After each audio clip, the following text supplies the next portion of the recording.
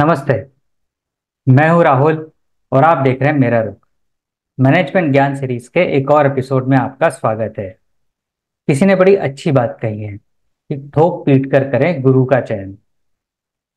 दादू पंथ के संस्थापक स्वामी दादू दयाल अपने भ्रमण के दौरान एक नगर के बाहर जंगल में बनी झोपड़ी में रहने लगे।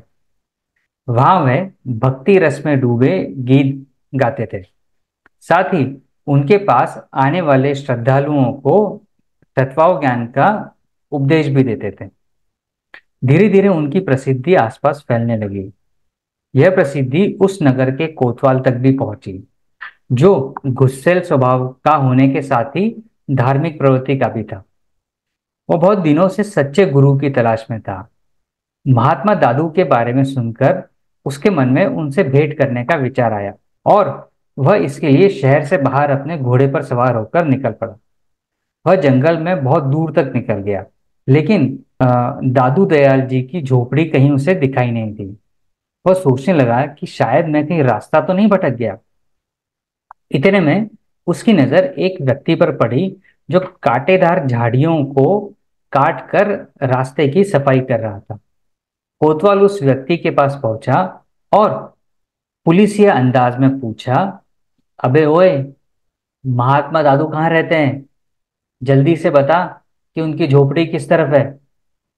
वह व्यक्ति अपने कार्य में तल्लीन था और कोतवाल के प्रश्न का जवाब नहीं दिया। उस व्यक्ति का यह व्यवहार कोतवाल को अपना अपमान लगा और वह कड़क आवाज में गाली देते हुए बोला, क्या मैं तेरे बाप का नौकर हूं? जवाब क्यों नहीं देता?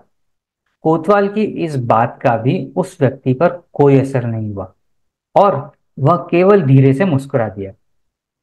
कोतवाल को लगा कि वह व्यक्ति मुझसे ठिठोली कर रहा है। वह गुस्सेल तो था ही।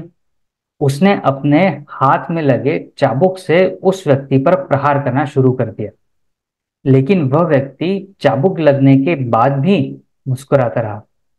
इस पर कोतवाल ने सोचा, शायद यह व्यक्ति पागल है, और वह उसे धक्का देकर आगे बढ़ गया। आगे जाकर उसे एक व्यक्ति और मिला, जिसने उससे दादू दयाल जी के बारे में पूछा।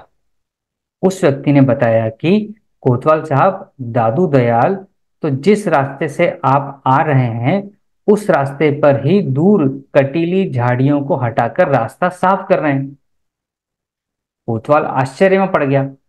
वह तेजी से घोड़ा पलटाकर दादू दयाल जी के पास पहुंचा।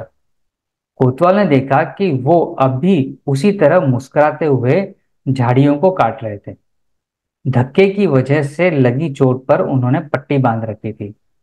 कोतवाल घोड़े से उतरकर उनके पैरों पर गिर पड़ा और रोते हुए क्षमा मांगने लगा। उसे अपने किए पर बहुत पछतावा हो रहा था। वह बोला कि मेरी मति मारी गई थी, जो मैंने आपको ही पीट दिया। मुझे नहीं पता था कि आप ही महात्मा दादू हैं। आप तो रास्ता साफ कर रहे थे।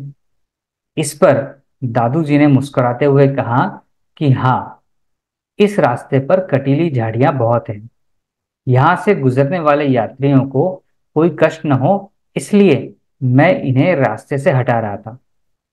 जब मैं मनुष्य के मन में समाहित काम, क्रोध, लोभ, मोह और अहंकार की कटीली झाड़ियों को हटाने की सलाह देता हूं, तो भौतिक संसार के कांटों को राह से मैं कैसे न हटाऊं। दादू आगे बोले, वैसे तुम अपने कृत्य पर दुखी मत हो। गलत कुछ नहीं किया तुमने। तुम सच्चे गुरु की तलाश में निकले हो। आज की दुनिया में जब तुम एक मटका भी खरीदने जाते हो, तो खरीदने से पहले ठोक पीट कर देखते हो। तो जीवन की सच्ची राह दिखाने वाले गुरु को ठोक पीट कर देख लिया, तो उसमें क्या गलत हुआ? साथियों, यह तो महात्मा की बात थी। कृपया आप इसे आजमाने न लगे। यह तो एक घटना थी जो अनजाने में घटित हो गई, लेकिन इस घटना के माध्यम से हमें एक मैनेजमेंट ज्ञान भी मिलता है कि ठोक पीट कर देखने से दादू जी का तात्पर्य निश्चित ही हर दृष्टिकोण से परख लेना से हुआ होगा। आज जब हम छोटी से छोटी वस्तु भी मार्केट खरीदने जाते हैं, तो दुकानदार से उसकी क्वालिटी, गारंटी आदि छोटे छोटे बिंदुओं पर उससे जानकारी लेते हैं। तो फिर जिसे आप अपना गुरु या गाइड बनाना चाह रहे हैं, वह व्यक्ति उसके काबिल है कि नहीं, यह तो देखना ही होगा ना। लेकिन हमें यह ज्ञान हमारे मेंटर के सिलेक्शन तक ही सीमित नहीं रखना चाहिए। यह अन्य क्षेत्रों में भी लागू होता है।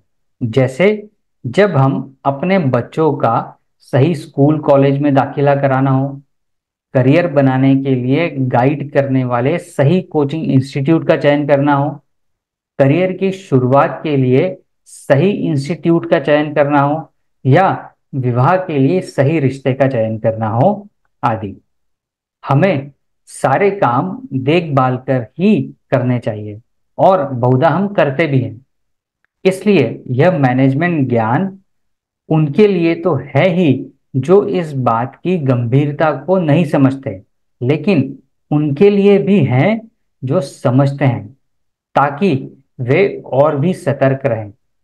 अंत में, यदि आप रेगुलर मैनेजमेंट ज्ञान के व्यूअर हैं, तो इसमें दिए हुए ज्ञान को भी अच्छे से ठोक बजाकर जांचें और फिर इंप्लीमेंट करें। आज के मैनेजमेंट ज्ञान में इतना ही। मिलेंगे आपसे अगले बुधवार सुबह 8 बजे एक नई स्टोरी और एक नए मैनेजमेंट ज्ञान के साथ। तब तक अपना और अपने अपनों का ख्याल रखिए। धन्यवाद।